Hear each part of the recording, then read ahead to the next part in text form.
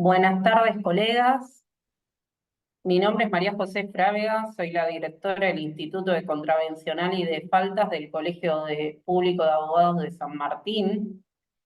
La disertación que vamos a realizar el día de hoy la llevamos adelante los institutos de Derecho Municipal y de Contravencional y de Faltas en relación al procedimiento del acto administrativo, del acto inspectivo y al juzgamiento de las faltas a las normas municipales, provinciales y nacionales. Para una mejor organización de la presente disertación, en primer lugar van a realizar las exposiciones el licenciado Antonio de Luca y el doctor Lucas Precioso. Al final de la jornada se podrán realizar preguntas que pueden ir colocándolas también en el chat para que al final de la jornada las respondan los disertantes y podamos abrir a debate. Paso a presentar al licenciado Antonio de Luca. Es licenciado en Administración de Empresas del Colegio Militar de la Nación Argentina. Tiene una maestría en Dirección Comercial de la UADE. Es ex secretario de Control Municipal de la Municipalidad de 3 de Febrero y actualmente se desempeña como jefe de gabinete de la Subsecretaría de Política Industrial. El temario que va a tratar es poder de policía municipal, funciones del inspector municipal, procedimientos en los operativos y resultados de los actos inspectivos. Licenciado Antonio de Luca, es muy grato tenerlo en la presente disertación y podría tomar la palabra. Bueno, muy buenas tardes a todos. Espero se encuentren muy bien esta tarde. Vamos a intentar llevar desde la teoría un poco para después, cuando se abra preguntas, que me parece que va a ser el mejor momento de sacarse dudas y de tener aclaraciones, un caso testigo que vamos a tomar para poder dar esta charla. Este caso testigo va a ser el resultado de la planificación y el resultado de un programa operativo anual en la Municipalidad de 3 de Febrero en el año 2023. Si querés, Majo, ir compartiendo la presentación, así arrancamos con una frase de Saint-Exupéry en la primera, anterior, que dice: un objetivo sin un plan no es más que un deseo. Y esto está acá, lo van a ver después a lo largo de la presentación, cómo va tomando forma esta frase, y qué relación tiene el objetivo y el plan, cómo funciona por dentro, cómo debería serlo, un órgano de control municipal. Como les decía, el caso de análisis va a ser el año 2023, Municipalidad de 3 de Febrero. Los datos están sacados de la documentación que es pública, que está en la municipalidad actualmente, y vamos a poder ver, primero, hacer un paneo por de dónde sale el poder de policía, qué es el poder de policía, dónde está parado un inspector con todo esto, y después hacer un poco un paneo de cómo impacta la planificación en los resultados en función de lo que el intendente municipal o el órgano de fiscalización quiere obtener durante ese año, ¿no? Pasemos a la próxima, Majo. Bueno, arrancamos con el poder de policía municipal y la fiscalización. Vamos a ver de dónde sale esta frase del poder de policía y qué relación tiene con la fiscalización. Vamos a ver luego al inspector municipal, qué deberíamos pretender de un inspector municipal. Cuando digo qué deberíamos pretender, implica qué rol queremos que cumpla. Esto lo estoy hablando como responsable de un área de fiscalización, ¿no? Para que ustedes entiendan cómo se piensa desde un área de fiscalización y después poder traducirlo en lo que el contribuyente ve del otro lado cuando recibe la inspección. ¿Qué deberíamos pretender de un inspector municipal? Vamos a pasar luego por procedimiento de inspección, que en realidad va a haber algunas particularidades que van a estar relacionadas con la planificación que se hace desde dentro de la municipalidad, y algunos datos para entender cómo esa planificación genera un impacto.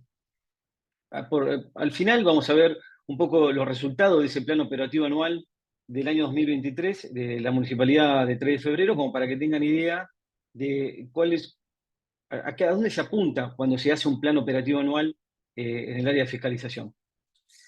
Arrancamos acá como un dato. El 60% de los establecimientos en este municipio del conurbano en el 2017 no estaban registrados. ¿Qué significa? No es que no estaban habilitados, ni que estaban en trámite de habilitación. No estaban registrados. O sea, el municipio tenía el dato del 40% restante. ¿Sí? Esto es un resultado de mucho tiempo de una combinación de factores. Por un lado, tenés las cuestiones culturales, las cuestiones de necesidad, la mala administración del órgano de contralor municipal y la falta de datos para poder hacer una planificación. Lo que llevaba a que 6 de cada 10 locales que uno veía abiertos en el municipio no estaban registrados en la municipalidad, por lo tanto, no estaban inspeccionados, no tenían o no se podía comprobar las medidas de seguridad y higiene, no pagaban sus tasas municipales y no se sabía si a ciencia cierta tenían condiciones de funcionamiento o no. ¿Cómo se llega a este dato? Porque esto es el trabajo más importante está detrás de esto. Fue un relevamiento que se hizo durante la mitad del año 2016 hasta ya entrado el año 2017, manzana por manzana. Hubo que hacer un trabajo casi artesanal de tomar el padrón de seguridad e higiene y con un relevamiento manzana por manzana, y eso ya ordenado con las manzanas catastrales para poder tener un seguimiento de por dónde se estaba caminando, qué se estaba mirando y demás, se pudo comprobar de que cada 10 locales que uno veía abierto, en el registro municipal figuraban 4. Por lo tanto, había 6 que estaban sin registrar. Obviamente, desde que empezó este relevamiento hasta que terminó, ya el número fue cambiando, porque la actividad económica es muy dinámica, todo el tiempo abren y cierran locales. Eh, Muchas veces el local está cerrado cuando pasa el inspector, pero abren otros horarios. Hay locales que abren solamente en horario nocturno. Es una dinámica muy compleja para poder pretender que uno va a tener siempre el número de detalle de cuántos locales hay funcionando en un municipio. El resultado de este relevamiento fueron 17.000 establecimientos, de los cuales casi 3.000 eran industrias y el resto eran comercio de todo tipo, ¿no? Desde un geriátrico hasta un kiosco, digamos.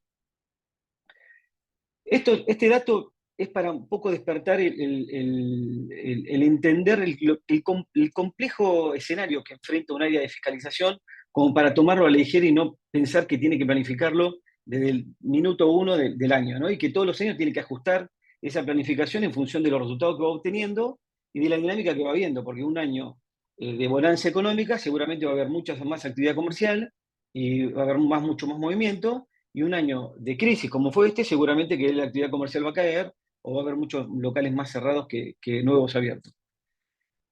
De acá saltamos un poco al poder de policía, que es como la base de la autoridad que tiene el inspector para poder ingresar a un lugar y hacer una inspección. Este poder de policía que sale de la Ley Orgánica de Municipalidades, está delegada en los municipios bajo el decreto ley 6769/58 y algunas modificaciones en otros decretos. Según la definición, es la potestad jurídica que tiene el Estado para imponer limitaciones al ejercicio de derechos individuales en beneficio de la comunidad. ¿Cómo es esto de imponer limitaciones al ejercicio de los derechos individuales? El inspector, al tener poder de policía, puede ingresar a un lugar y obviamente si encuentra motivo suficiente para llegar a un extremo, que ya vamos a ver qué es un extremo y cómo se materializa ese extremo, de generar una clausura a un lugar, porque no tiene ninguna condición de seguridad, está de alguna manera limitando el derecho de un individuo. De ahí sale esta potestad que tiene jurídica para poder imponer limitaciones a ese derecho, ¿no? La municipalidad está facultada para dictar normas en materia de su competencia, y esto es a través de ordenanzas y decretos que van dando forma al procedimiento que tiene que seguir un inspector o un área de fiscalización para poder llevar esta responsabilidad que tiene de fiscalizar las condiciones de seguridad y higiene de los establecimientos que funcionan en ese lugar. La actividad del inspector en este caso no es más que la delegación de lo que la Ley Orgánica de Municipalidades da al intendente, y que el intendente, a través del decreto de misiones y funciones que emite todos los años, delega en el agente municipal y en sus funcionarios. En cualquier agente municipal, no. La municipalidad tiene muchas áreas, hay muchos agentes municipales que se dedican a diversos temas, pero este poder de policía solamente recae en aquel que tiene la categoría de inspector, que es para lo que la función le está dando ese poder de policía para poder ingresar a un lugar o tener la autoridad para poder ingresar a un lugar y realizar una fiscalización. O sea, una inspección no la puede realizar cualquier agente municipal. Tiene que estar dentro de las misiones y funciones que ese intendente delega para poder llevar adelante la ley orgánica de municipalidades, ¿no? Y su delegación. Esto, como para tener en cuenta, es como la norma madre, la ley orgánica de municipalidades. Está bueno siempre tenerlo presente, porque ahí están muchos detalles que después uno jurídicamente puede indagar, a ver si alguien se excedió o no en sus facultades. Obviamente los límites siempre van a estar determinados por los principios de legalidad e inalterabilidad, perdón, de las garantías y los derechos, ¿no? Estamos hablando siempre de limitaciones al ejercicio de los derechos individuales en función de la actividad económica que desarrolla una persona. Pasamos a la otra, Majo. Vamos a ver un poco al inspector municipal, ¿no? ¿Qué podemos pretender de un inspector municipal? Primero, como dijimos, tiene que ser un agente específicamente designado para cumplir estas funciones, o sea, tiene que tener una formación específica, una categoría específica, y por lo tanto, todo se debe ajustar, o la planificación se debe ajustar a esto. Un plan de capacitación, que es parte complementaria de ese plan de fiscalización, tiene que apuntar a que el inspector conozca mejor la normativa, esté al tanto de las nuevas modificaciones o de nueva normativa, y que permanentemente se encuentre en una posición de conocimiento que le permita hacer bien su función, ¿no? Las obligaciones que tiene específicas que cumplir, en general entiendo están delimitadas y especificadas en el Código de Falta Municipal, bien claras, qué puede y qué no puede hacer un inspector, qué situación puede ser tenida en cuenta y cuál no, y eso tiene que ser como de alguna manera, la Biblia que tiene que tener el órgano de control municipal para poder determinar quién está dentro de esa área de fiscalización y quién no. Recuerdo por ahí alguna que decía que el inspector municipal no podrá estar relacionado con una persona que tenga una actividad pasible de su control en forma directa. Eso después, así como las normas son muchas veces viejas y no se adaptan a la realidad, y eso es bueno ponerlo en consideración y actualizarlo en general, porque hoy, quizás hace 40 años atrás, de una familia trabajaba uno de los dos integrantes, el otro se dedicaba a lo que hacía el hogar, y hoy ya no es así, hoy los dos trabajan, así que tranquilamente puede haber un inspector cumpliendo su función de inspector y la mujer o viceversa estando al frente de un local trabajando. Y no por eso el inspector tiene que quedar fuera de esa categoría. Lo pongo como un ejemplo para entender que hoy la dinámica ha cambiado mucho y muchas veces hay que revisar esto, ¿no?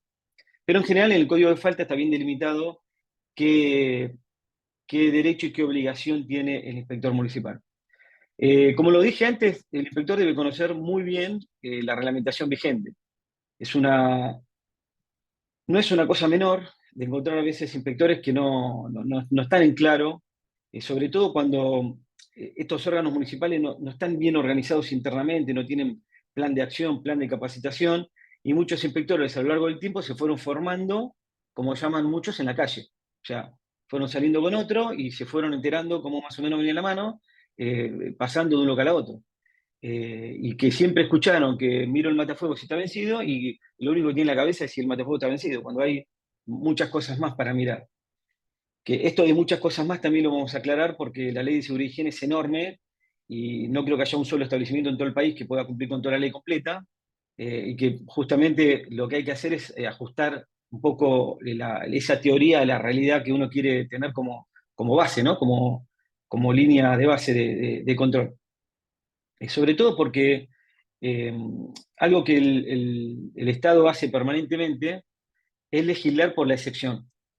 Y esto es una gran pelea que hemos tenido internamente y que la sigo teniendo, cada vez que se saca una norma, sobre todo de fiscalización, hay dos errores que se cometen muy normalmente. El primero es no tener claro cuáles son la cantidad de recursos que se tienen para llevar adelante esa norma que estoy sacando. O sea, desde un escritorio es muy fácil decir, vamos a prohibir tal cosa, vamos a limitar tal otra, pero después en los hechos concretos no hay suficiente recursos para poder hacerlo.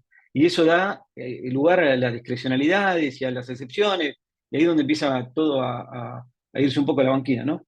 Y el segundo es legislar por la excepción. O sea, voy a sacar una norma de habilitación y todos se ponen a pensar en aquel que está buscando la manera de evadir todos los controles del Estado para poder lograr un beneficio propio. Entonces, uno empieza a legislar y empieza a poner un montón de limitantes para limitar a ese que uno supone que va a intentar evadir las responsabilidades del contribuyente, y en definitiva lo que termina pasando es que tengo una norma súper compleja, hiper burocrática, y que probablemente le moleste la vida a todo el resto, que la gran mayoría, que nunca pensó en evadir sus responsabilidades y que quiere hacer las cosas bien y demás.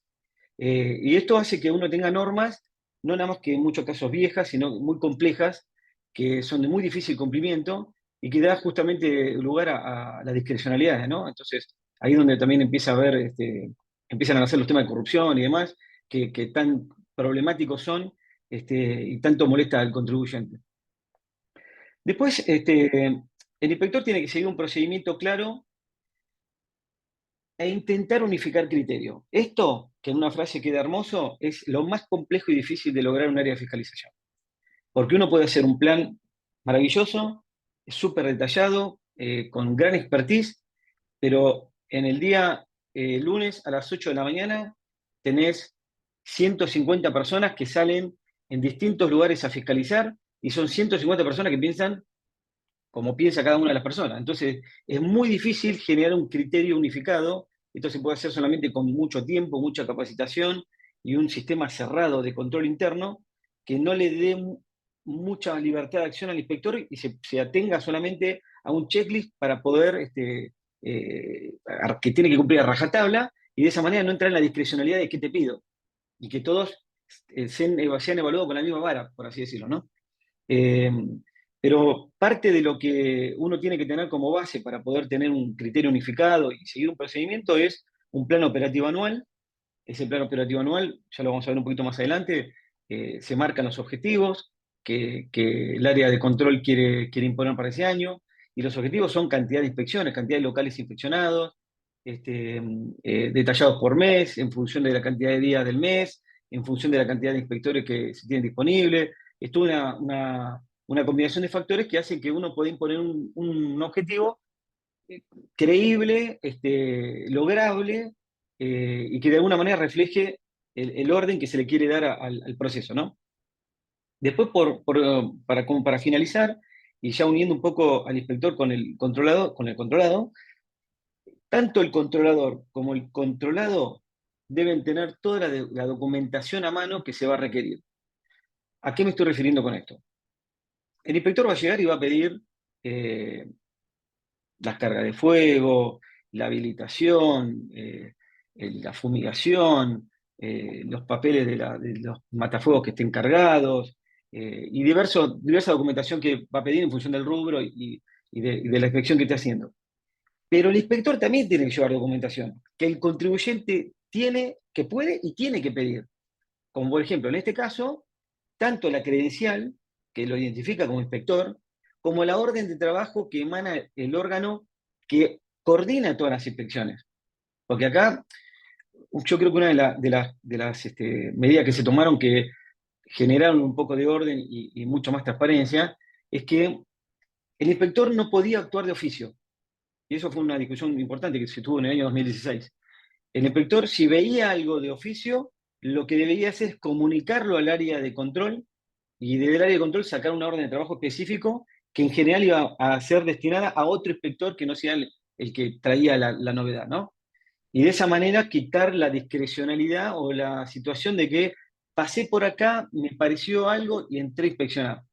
Eh, Todo esto siempre apuntando a que, algo clave, todo el andamiaje y el aparato de planificación que tiene este órgano de control municipal, lo que tiene que tender es a demostrar mayor transparencia, que acá es la base fundamental, por lo cual después es creíble lo que se hace, ¿no?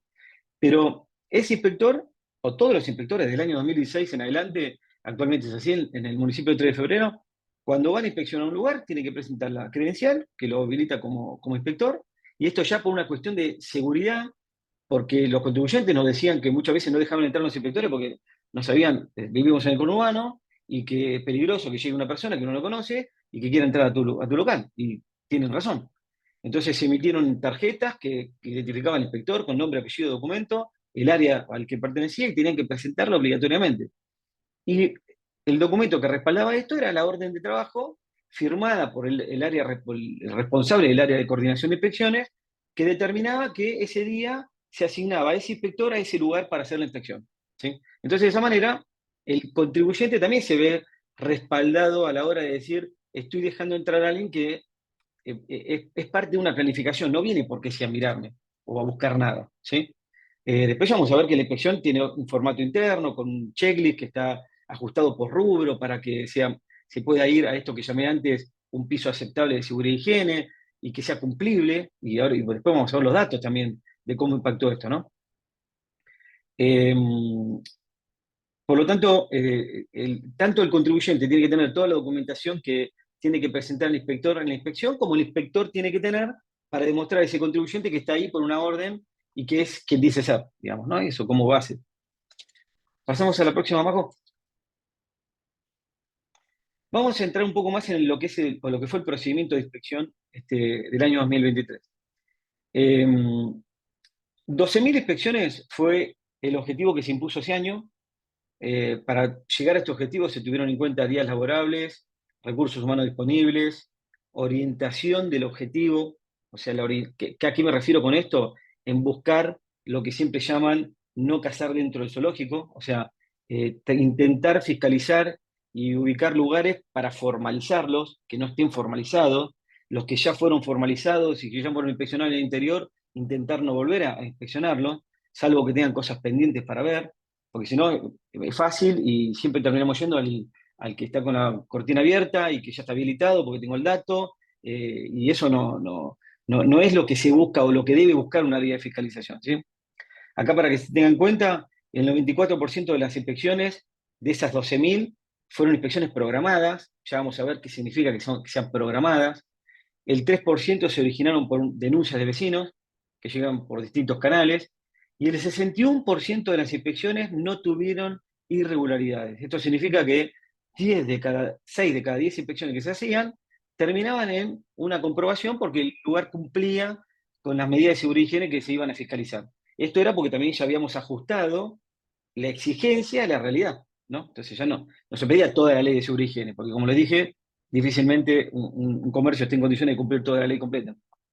Eh, cada órgano de control tiene su propio manual de procedimientos. Esto es una potestad y es libertad de quien gestiona un área de fiscalización, imponer un proceso de inspección. Ya es buenísimo que lo tenga. O sea, no importa que sea distinto, pero lo importante es que lo tenga, porque esto responde mucho al criterio de quien está a cargo de esa secretaría. Cada acto inspectivo debe tener un porqué, una causa de por qué se hace la orden de trabajo, por qué estoy yendo a este local. Y estoy yendo a este local porque es uno de los que hay que inspeccionar porque hace 2 años que no se inspecciona. Tengo que ir a este local porque se recibió una denuncia. Tengo que ir a este local porque hay un oficio judicial que tengo que contestar. Tiene que haber un porqué. No puedo ir a un lugar a inspeccionar sin ninguna causa. Esto es lo que hace la planificación, ¿no? Que uno pueda determinar que voy a fiscalizar a un grupo de determinados rubros por una causa puntual. Si de repente empieza a haber, voy a tratar de poner un ejemplo más figurativo, eh, si tengo mucha actividad nocturna, probablemente podamos planificar más inspecciones a boliches, a locales bailables y demás. ¿Por qué? Porque cuando llega fin de año, esa actividad se intensifica mucho más y los riesgos son más grandes. Entonces, para cuando llegue fin de año, quiero tener ya hecho un buen control. O, por ejemplo, los geriátricos, que son lugares, o los jardines de infantes, que son lugares muy complejos, porque quienes están dentro de esos lugares son los tomamos nosotros como muy vulnerables, tanto los chiquitos que no pueden autoevacuarse como los abuelos, los adultos mayores que muchas veces no lo pueden hacer solos. Entonces, extremamos medidas de control sobre lugares que consideramos más delicados, eh, pero siempre tiene que haber una causa, como para poner un criterio y de aquí va ir bajando ese criterio para unificarlo. Esta causa o motivo de una inspección puede agruparse en programadas, que son las que uno ya determina que van a ser por una cuestión de tiempo, de criticidad, o no hay una causa específica como puede ser una denuncia, pero sí hay una causa de criterio. O sea, los geriátricos se inspeccionan 2 veces por año, todos los años, porque es un lugar a tener mucho control. Las industrias que tienen material muy peligroso o que están en lugares muy residenciales se controlan más seguido que las que están en parques industriales, porque se entiende que el daño que puede causar es mucho mayor. O sea, tiene que haber un criterio por qué yo coloco un establecimiento o un rubro en una bolsa de programados, digo, ¿no? Después están las denuncias y los pedidos de otros organismos. Las denuncias son las que hacen los vecinos, ya sea por ruido molesto, por diversas causas que los vecinos pueden dirimir, de alguna molestia ya que puede ser personal y puede ser grupal. Acá, después con el tiempo uno hasta logra leer dónde hay denuncias que son por problemas personales y no por problemas de índole económico o de molestia. Y eso también es parte de cómo se tiene que analizar, cómo ese órgano que organiza las inspecciones tiene que evaluar la denuncia, ¿no? Porque si no, uno termina siendo herramienta o ariete de un problema personal de un vecino con otro. Eso hay que tenerlo muy en cuenta también, ¿no? Eh, Pasa todo por un proceso de análisis. Y los pedidos de otros organismos, como puede ser el juzgado de falta local o los tribunales más cercanos, por distintas causas que pueden pedir una inspección a una industria o un comercio. Eh, el proceso conviene que sea reglamentado. Cuando digo reglamentado es porque tiene que estar dentro de una norma y tiene que responder a un checklist. Nosotros encontramos la forma de unificar criterio a la hora de entrar a un establecimiento con un checklist para cada rubro. Entonces, como ya se sabía de antemano dónde iban a ir las inspecciones y qué rubros se iban a fiscalizar, al inspector ya le llegaba la orden con el checklist que le correspondía a ese rubro, ¿sí? Entonces, no pedir información o documentación que no era relevante para ese rubro como para no sobrecargar al contribuyente de cosas que no tiene sentido que tenga, digamos, ¿no?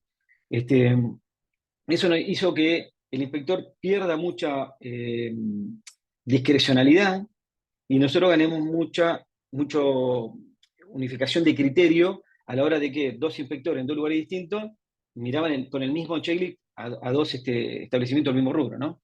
Eh, Así que eso fue una pegada muy, muy buena que pasó y que logramos unificar el criterio en la última milla que es dentro del local. Eh, los resultados que uno obtiene cuando realiza una inspección van desde la comprobación hasta una clausura, ¿no? Pasando por una intimación o una infracción. Son como escalones que se van subiendo en función del nivel de incumplimiento que tenga el establecimiento. Entonces, una comprobación puede ser un local que no presentaba irregularidades o que las irregularidades que presentaban son mínimas y no afectan la seguridad de nadie. Una intimación, que muchas veces pasa que uno le deja un acta de intimación y mucho contribuyente se desespera, cuando en realidad la intimación es una advertencia formal de algo que tiene que cumplir, ¿sí? O sea, todavía no incurrió ninguna falta, no había nada tan grave como para poder tener que hacer una infracción, pero sí es algo para no guardar en un cajón y no hacerlo, porque por el procedimiento mismo, en algún momento esa inspección va a volver como una nueva fiscalización para ver si se cumplió o no lo que se ve intimado.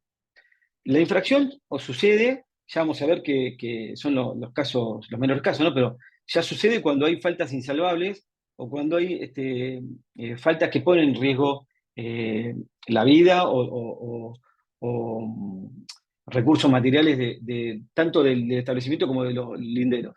Y la clausura ya es cuando ya tiene demasiadas faltas graves, ya es un peligro inminente, que en cualquier momento puede pasar un peligro grave, y el inspector tiene esa herramienta para detener la actividad comercial. Esto está ligado a lo que hablábamos al principio, de limitar los derechos, y evitar un posible accidente o un posible siniestro que él esté viendo que está por ocurrir por la cantidad de fallas que tiene ese lugar.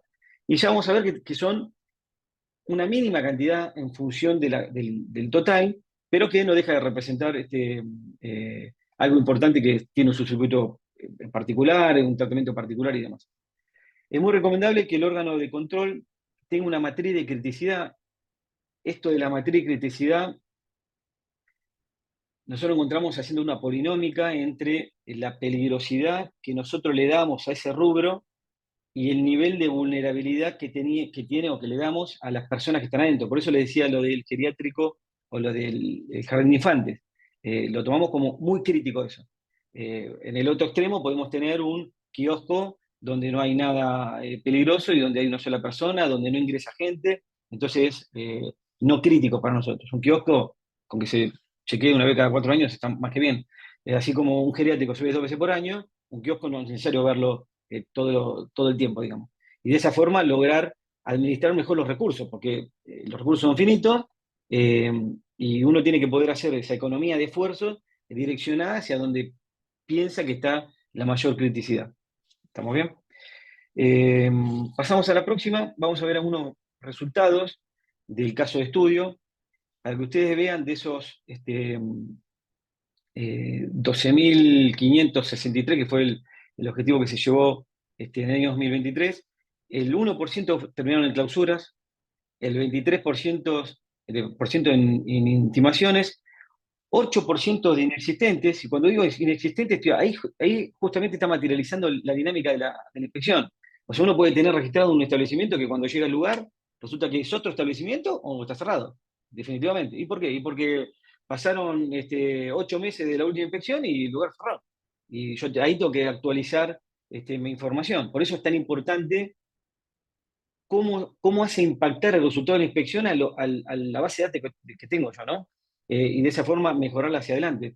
Y no desperdiciar un recurso de mandar una pareja de inspectores a un lugar que no hay nadie. Si yo haría un seguimiento de los inexistentes del año 2016 al año 2023, veríamos que fue bajando año tras año. O sea, los inexistentes del 2016 estaban en el orden del 30 y pico por ciento, porque la base de datos con la que teníamos era mucho menos precisa, era casi no creíble, digamos, ¿no? Tuvimos que trabajar mucho para poder tener una base de datos creíble y poder organizar mejor la planificación de inspección.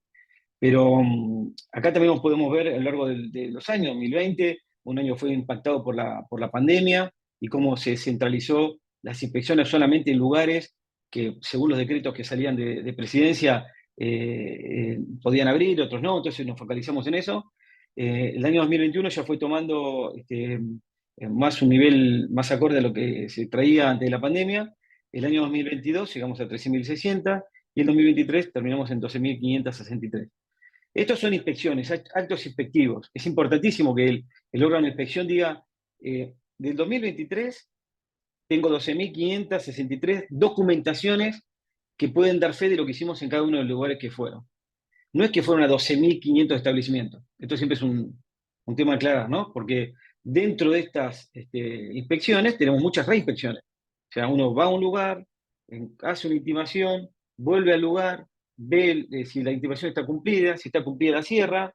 En muchos casos, si no está cumplida, termina en una infracción y hay una tercera inspección para ver si logró corregir después de la infracción. Hay todo como una progresión, digamos, en la fiscalización, que tiene que haber.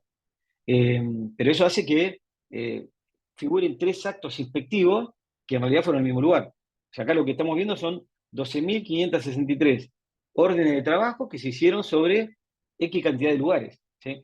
Que son muchos menos, por supuesto. O sea, cuando nosotros terminamos en 2017 el relevamiento de 17.000 establecimientos, el cálculo era más o menos que una vez cada 4 años uno podía llegar a dar una vuelta a todo, ¿sí? Por eso es que decidimos focalizar más fuertemente los que consideramos críticos, y en los no críticos seguramente se inspeccionarán cada más tiempo que 4 años, no tiene sentido hacerlo antes. Eh, Después, en la placa que sigue, también tenemos resultados ya también por origen de la inspección. El 94% de esos 12.500 actos inspectivos fueron programados. Programado significa que se trajo de la base de datos, se preparó la documentación, se vieron los antecedentes y se envió al inspector con un antecedente del lugar y un checklist para poder verificarlo. El 3% respondió a denuncias de distinta índole y de distintos canales. O sea, nosotros tenemos el canal de atención al vecino y los centros de atención al vecino que están repartidos en todo el municipio, que son receptores de las denuncias que hacen los vecinos. Y tenemos también un canal directo de denuncias a través de un mail, donde cuando llega un mail se hace un estudio del caso que está llegando. Si tuvo inspecciones, si no tuvo inspecciones, si tiene antecedentes. Hay que entender que la no gestión de esto puede generar que un contribuyente siga que ese órgano de control lo está persiguiendo. Porque si yo no tomo en cuenta que se hizo una inspección programada sobre un lugar la semana pasada y tengo un resultado que es fresco, por así decirlo, es nuevo, y recibo una denuncia, yo tengo que contestarlo con esa última inspección. Si no, estaría haciéndole 2 inspecciones en 2 semanas. Y lo que puede dar lugar a la duda a esta visión de transparencia que queríamos transmitir desde el primer momento, ¿no? Por eso es que tiene que haber un análisis detrás de cada denuncia. El 2% fueron oficios judiciales, pedidos de la Fiscalía. En general, los pedidos de la Fiscalía son por juicios laborales, que piden saber si el titular de tal lugar es tal persona, o si está abierto o cerrado. El área de Hacienda también, ante deudosos, morosos con deuda de tasa municipal, y nos pedían hacer inspecciones a ver si estaba en funcionamiento o no. Otros organismos que pueden ser el Ministerio de Salud, Ministerio de Seguridad, de la provincia, de la nación, que nos pedían información sobre determinados lugares. eh, y en esto se conforma ese 2% de oficios judiciales. Y después un 1% que nos pedía el Tribunal de Faltas, que radica en el municipio, que como yo siempre digo, ese 1% habla muy bien de la gestión de ese órgano de faltas, porque eh, lo mejor que puede pasar es que el órgano de fiscalización haga su trabajo y el órgano de faltas haga su trabajo en cuanto a que se presente, se llegue a una evaluación de esa multa, se salde esa deuda y el contribuyente vuelve a cero. Si eso no tuviese una buena gestión, seguramente tendríamos más pedidos del órgano de faltas para hacer más inspecciones, los que ese 3, 2 y 1% resta al 94%. O sea, mientras más grandes son las denuncias, la falta de gestión, tanto de otros órganos como del órgano de faltas del municipio, nos quita posibilidad de ir a ver lugares que están en la base y no terminaron una habilitación o nunca fueron fiscalizados y demás. O sea, uno tiene que intentar que la mayor cantidad de inspecciones que se hagan salgan del origen programado.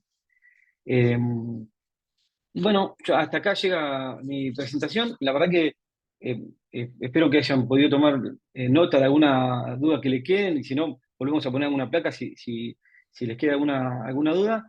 Pero yo creo que una vez que termine Lucas de hacer su exposición, me parece que lo más interesante es que podamos ir sobre dudas puntuales que tengan y que quieran sacarse con respecto a cómo funciona por dentro un órgano de control municipal que no es, por lo menos en el caso que yo estoy hablando. Conozco de otros casos que no funcionan igual, algunos funcionan mejor, otros peor, pero no es discrecional ni es a la Bartola, digamos, ¿no? Está bastante planificado. Ahí uno puede ver mes por mes qué cantidad de inspecciones se requieren para ese mes en función de la cantidad de días que hay laborables y teniendo en cuenta la cantidad de inspectores por área, porque no es lo mismo el área de nocturnidad que el área de comercio o el área de industria, y poder llegar así a un número que lleve alguna lógica, porque la lógica indica que la mayor cantidad deberían tener no, o como veíamos, el 61% daban que no tenían irregularidades, por lo tanto era una vez y podemos pasar de alto en las próximas veces porque sabemos que cumple esa persona.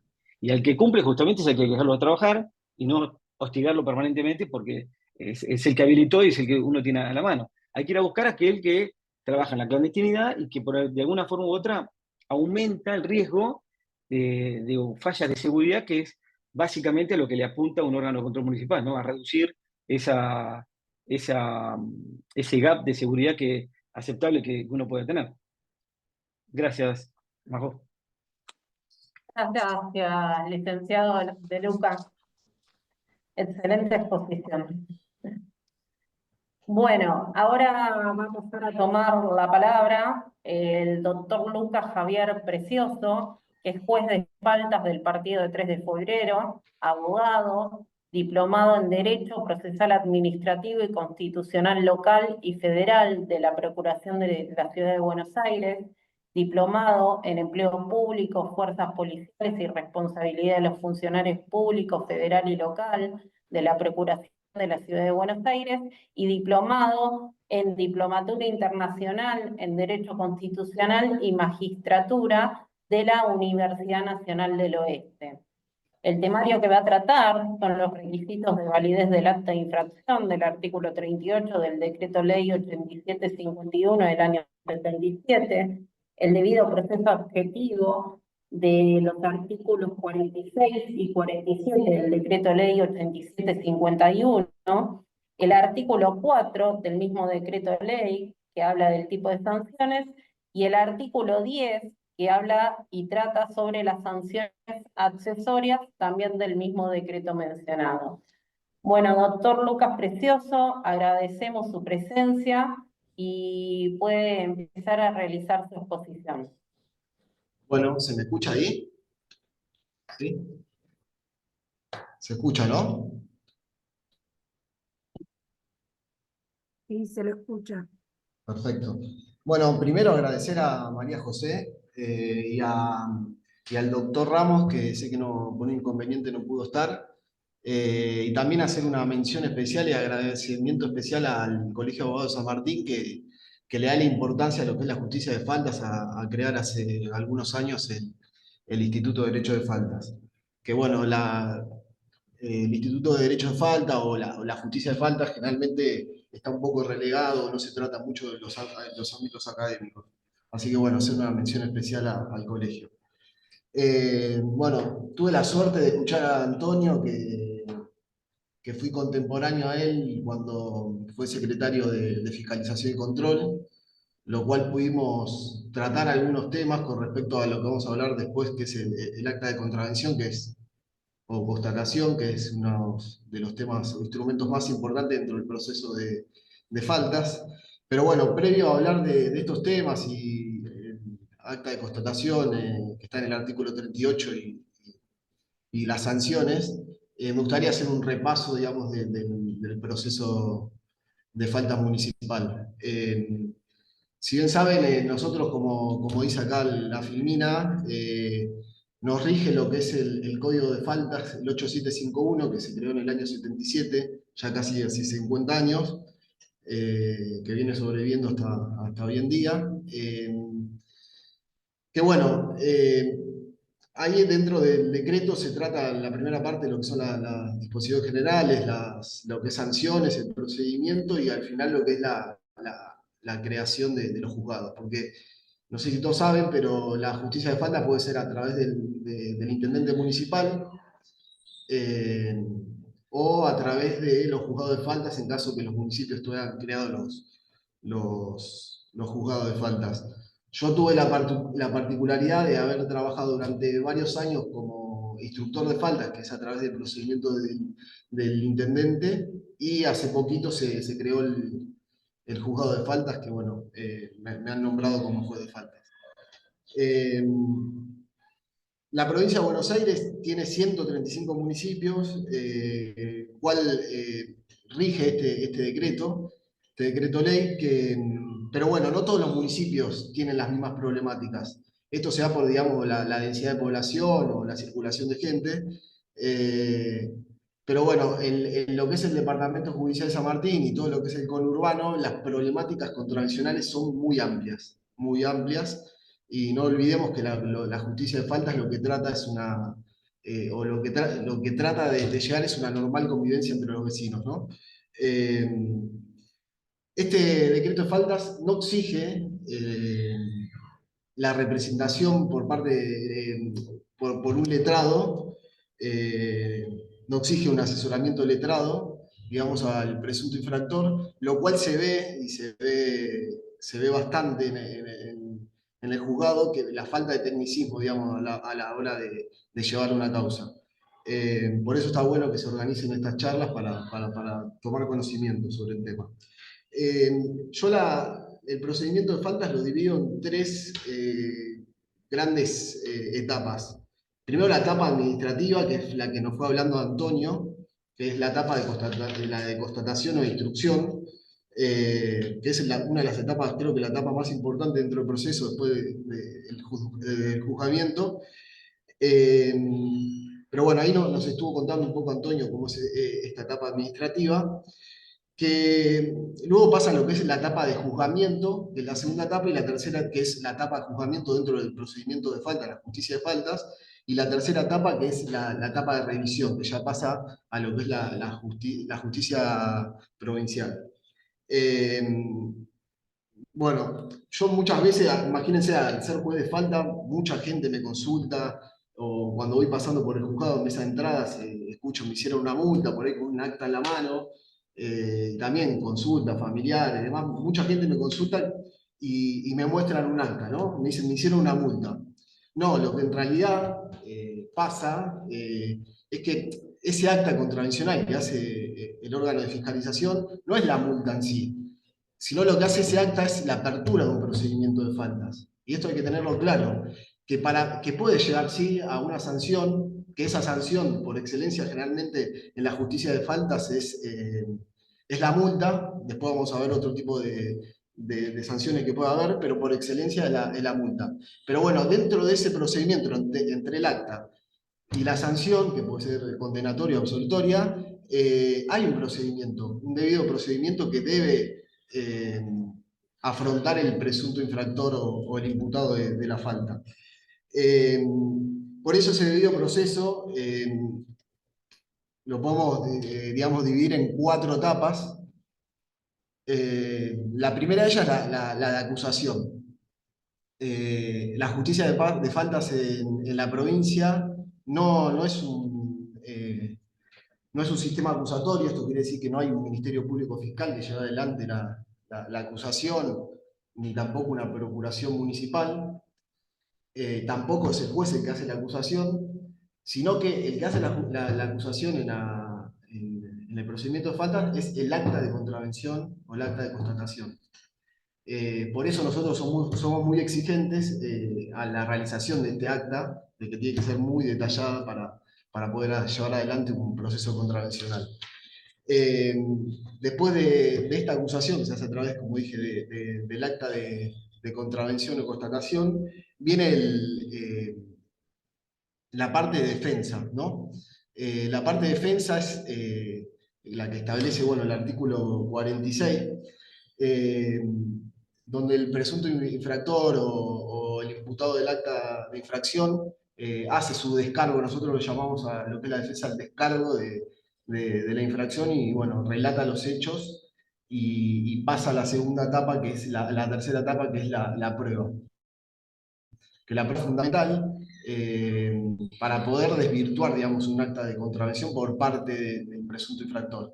Porque ya el acta de contravención no solo que hace la acusación, sino que es una de las pruebas fundamentales dentro del proceso de faltas. Es más, algunos dicen que es una presunción de culpabilidad con respecto al acta de contravención.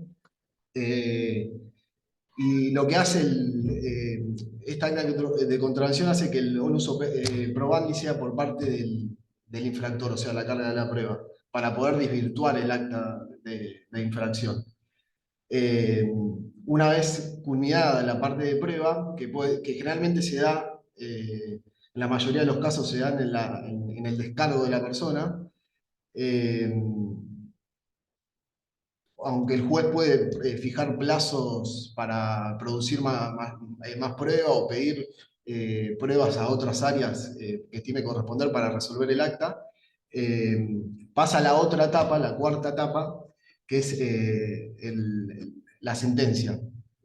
Que bueno, como dije anteriormente, la sentencia trata de ser, o sea, tratamos de no ser, en los casos que no están asesorados por un letrato, de no ser tan técnicos, digamos, para que lo entienda la persona en la sentencia, y ser una sentencia breve y bien fundada, ¿no? Que la persona entienda cuál es la resolución por parte del juzgado. Que bueno, esa sentencia puede tener, como vamos a ver, diferentes tipos de resoluciones sancionatorias o absolutorias.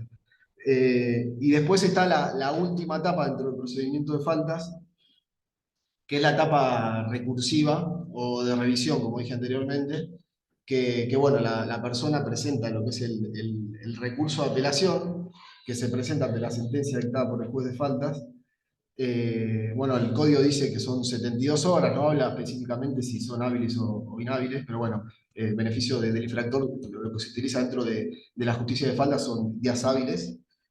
Nosotros en el juzgado también damos las 4 horas primeras del cuarto día. Pero bueno, retomando, y ahora sí pasamos a la otra filmina, la primera etapa de lo que es el procedimiento de faltas, como dije, es el acta de contravención, que bueno, es todo el procedimiento que nos estuvo hablando Antonio, y establece el Código de Faltas una serie de requisitos en el artículo que lo regula. El artículo que lo regula al acta de comprobación o infracción es el artículo 38. Que bueno, para mí establece unos elementos, pero antes de establecer unos elementos dice que el funcionario que compruebe una infracción elaborará de inmediato un acta. Que para mí ya ahí tenemos el primer requisito fundamental con respecto al acta de infracción. Que es que una vez que comprobado la infracción por parte del fiscalizador o el funcionario público, se debe labrar el acta de inmediato, lo cual no se permite que se labre posterior cuando llega a la casa, lo labra desde la casa, no. Se hace en el lugar y de ser posible se entrega copia al presunto infractor para que lo firme. En caso que no se pueda, se manda a las 24 horas por correo, pero es obligación que se labre en el momento. Por eso, luego de esto que nos dice el artículo, establece ciertos elementos o requisitos que tiene que tener el acta posterior a este, que para mí es un requisito fundamental. Que bueno, pasamos, que es yo lo divido y Mauro Tulia también en el código comentado del 8751, que lo tengo digitalizado para que lo quiera, se lo puedo compartir, se lo voy a pasar a Majo. Pasamos a la otra. Establece diferentes tipos de requisitos, que están los requisitos esenciales y los requisitos, digamos que son los requisitos no esenciales que no hacen la nulidad del acta. Hay diferentes particularidades, pero los requisitos dentro de los requisitos esenciales se establecen, bueno, ahí como vemos, el lugar, la fecha y la hora de comisión del acta, la naturaleza y la circunstancia y la característica, que esto es muy importante, que es el detalle, digamos, de la infracción, la disposición legal presuntamente infringida, y la firma del funcionario público, que bueno, ahí vamos a ver un tema posterior. Primero tenemos lo que es el lugar, la fecha y la hora de comisión, que está pasamos. Bueno, como dije anteriormente, lo que establece el inicio del artículo, cuando se compruebe la infracción, la debe labrar en el lugar, se debe establecer la fecha, que esto es importante para empezar a computar el año de prescripción de las actas de infracción, del procedimiento contravencional. Después el lugar, que establece lo que es la competencia territorial del juez, y la hora, que bueno, tiene relevancia para la etapa probatoria, digamos, de las faltas. Por ejemplo, un sistema de estacionamiento medido o un mal estacionamiento, es importante que se establezca el horario de la infracción. Después, otro de los requisitos esenciales es la naturaleza y circunstancia de los mismos y las características de los elementos empleados para cometer. ¿Esto qué quiere decir? Básicamente es el detalle de la infracción. Es detallar puntillosamente cómo fue realizado el acta de contravención y qué elementos fueron utilizados para poder llevar adelante esa contravención. Y está muy relacionado al el próximo requisito, que es la disposición legal, que también debe estar dentro de las actas de infracción, que que tiene que estar, tiene que ser concordante lo que se establece en el detalle con digamos, con la disposición legal infringida. Aunque el juez puede ajustar, digamos, esa normativa, pero siempre y cuando esté dentro de la naturaleza y circunstancia de la característica de la contravención. Bueno, después tenemos los requisitos que no son esenciales, pero que hacen al acta de contravención, eh, que son salvables o que pueden no estar dentro del acta de contravención, que no quiere decir que sea nula el acta. Dentro de los requisitos no esenciales tenemos el nombre y domicilio del imputado o la imputada, que generalmente se trata de solicitar que sea determinado este requisito, aunque en muchos casos, por ejemplo una poda, no se sabe por ahí el nombre de la imputada, sí el domicilio, porque la poda quizás se realizó en X domicilio y se puede notificar al otro día, pero muchas veces no se sabe el nombre del imputado y aunque luego se puede individualizar por parte del juez. Y después también un tema bastante controversial que es el de los testigos. Que en realidad lo que exige el artículo 38 son testigos presenciales del hecho contravencional. Por experiencia personal, muy pocos casos de la mayoría que tenemos, también, bueno, me lo podrá corroborar Antonio, que es muy difícil a veces encontrar un testigo presencial del hecho contravencional, lo cual que haya un testigo a veces es muy difícil, lo cual no hace que sea inexistente el acta o que sea nula. Eh, Después otro de los requisitos, perdón, me había olvidado uno de los requisitos esenciales, que es la firma del funcionario público. Eso me había olvidado entre los requisitos esenciales. Que ahí, bueno, está dividido en dos. La firma, generalmente como nos remitimos nosotros al Código Procesal Penal, como no está muy en claro, digamos, en el código, si tiene que estar el nombre y aclaración, eh, se puede salvar en caso que no esté el nombre y aclaración, pero lo que se exige sí o sí es la firma del funcionario público, con eso suple, digamos, lo que establece, por eso también lo establece el artículo 119 del Código Procesal Penal de la provincia. Así que bueno, una vez, digamos, ingresada al acta, habiéndose cumplido con los requisitos que establece el acta, pasa lo que dijimos anteriormente a la etapa de descargo posterior a la prueba, y luego de culminada la prueba pasa a lo que es bueno, ahí el derecho de defensa que está en el artículo 46 como establecí, y una vez terminada la etapa probatoria y pasa la sentencia, que esta sentencia, ¿cuál es la sanción que podemos llegar a tener? Por excelencia, en la justicia de faltas es la multa, sí. La gran mayoría de los casos se resuelve a través de una multa que se fija por los salarios en el decreto 8751 y la ordenanza municipal lo fijan dentro de porcentajes del salario mínimo vital y móvil.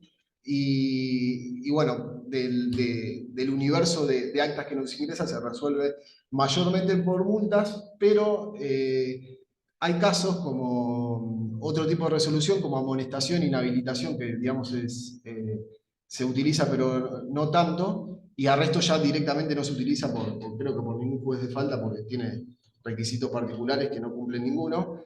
Pero bueno, por excelencia la multa, que es una sanción pecuniaria que no puede exceder la suma de 100 salarios, esto se fija el salario mínimo vital y móvil, y en caso que que la infracción esté dentro del artículo 4 bis, que son faltas graves, por salubridad o ambiente, se puede llevar hasta un triplo la sanción. Después tenemos la amonestación, que es un recurso utilizado por los jueces de faltas, eh, que es sustitutiva, digamos, a la multa. Se da generalmente en los casos donde el infractor no ha cometido, no es reincidente, y no se puede aplicar una multa no se puede aplicar la amonestación dentro del año donde se aplicó la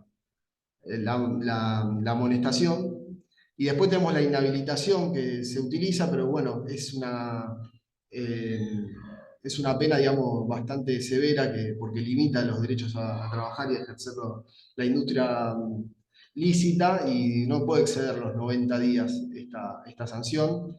Pero no puede dejarse sin efecto, esto quiero aclarar, en caso que el infractor no cumpla con lo que se estableció en la sentencia.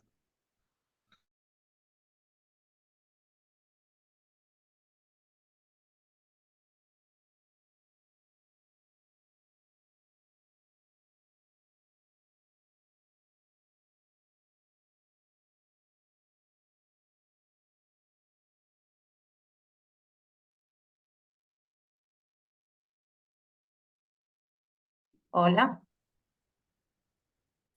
Tiene un problema de conexión, Majo. Sí, justo se tildó. A ver, un segundo. Y no se haya ajustado, digamos, a derecho. Después también tenemos lo que es la...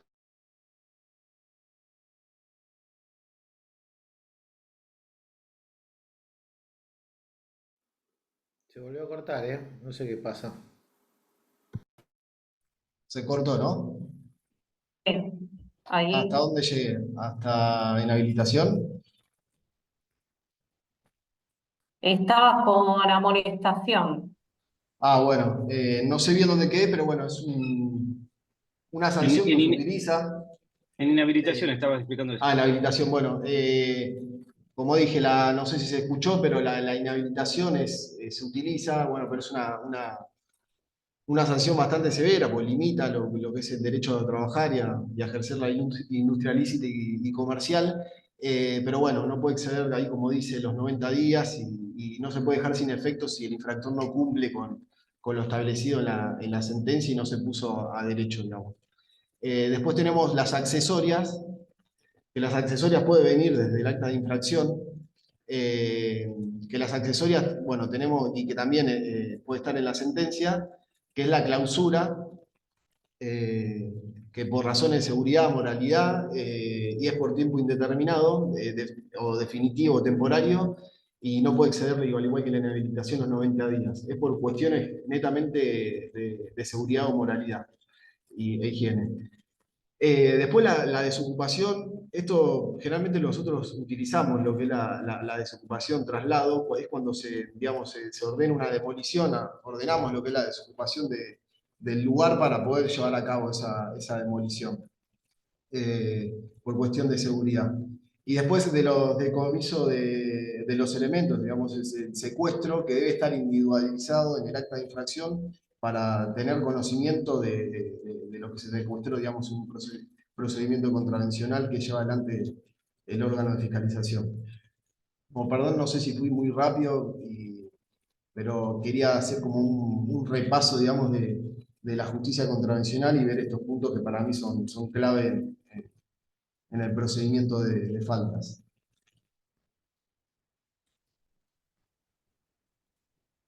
Excelente, doctor Lucas Precioso. Le agradecemos la presencia y la exposición realizada. Eh, la verdad, un lujo. Bueno, también agradecer la presencia del consejero del Colegio Público de Abogados de San Martín, Hernán Giacchio, ¿sí? Secretario de Trámites Disciplinarios. ¿Sí? Agradecemos la presencia en la presente actividad. Muy bueno, muchas gracias, Bueno, María José. Muy buena las dos exposiciones. gracias, Felicitaciones. gracias. Y bueno, podemos abrir a preguntas. Eh, No sé si las personas que bueno, se encuentran presentes en la presente actividad quieren realizar algún tipo de preguntas.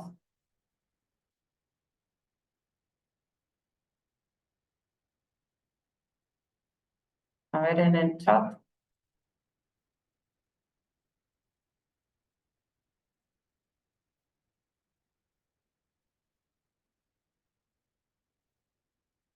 Bueno, ponen muy bueno lo Yo, ¿qué, expuesto, por qué ambos tal? disertantes, muy claro, sí.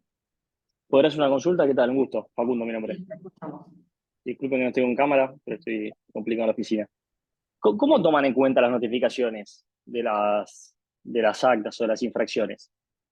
digamos, le dan curso, porque generalmente, o al menos de la práctica, no veo que se suele notificar de infracciones determinadas, bueno, dependiendo siempre de los casos, ¿no?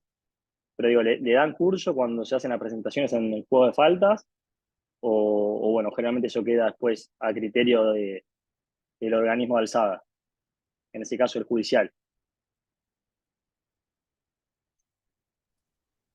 Doctor, no sé por qué en particular, pero sí, se le da curso a las notificaciones como dice el código de faltas. Es más obligación que se notifique eh, las actas de contravención, como dice el artículo que Sí, sí, perdón, mencioné. no hablo de referencia de este juzgado, ¿no? Digo en general, Sí. de la práctica en general de... No, se tiene que notificar, es más, se tiene que emplazar a que el infractor se presente en el juzgado a prestar descargo, ¿no? Pero sí, se tiene que realizar la notificación. Bueno, gracias. Gracias. ¿Alguien más que quiera realizar una pregunta a los disertantes?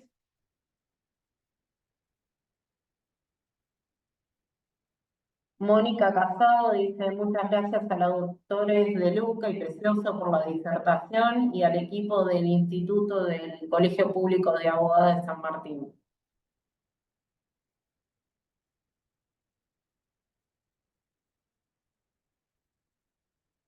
Bueno, si no hay ningún tipo de preguntas, podemos dar por finalizada la actividad, ¿sí? Muchas gracias a los dos disertantes, la verdad. Gracias. Muchas gracias por la invitación y bueno, cuando guste. Sí, Gracias. muchas gracias por la invitación y gracias a todos por preocuparse por estos temas Sí. que son temas no de conocimiento muy público y que hacen a la vida del vecino, ¿no? Mm. Hay una consulta por el certificado ahí, bueno, eso creo que comunicándose con el área académica, entiendo, ¿no, María José? Sí, habían mandado más arriba del Bárbara que dijo se pedirán los certificados de asistencia digitales para profesionales de la abogacía por un valor de un cuarto de bono 84,80, ¿sí? Que la solicitud es optativa y lo pueden solicitar personalmente en la tesorería del colegio o vía WhatsApp. ¿Sí? Al WhatsApp también del Colegio de Abogados y lo pueden abonar con tarjeta de crédito, Visa y Cabal.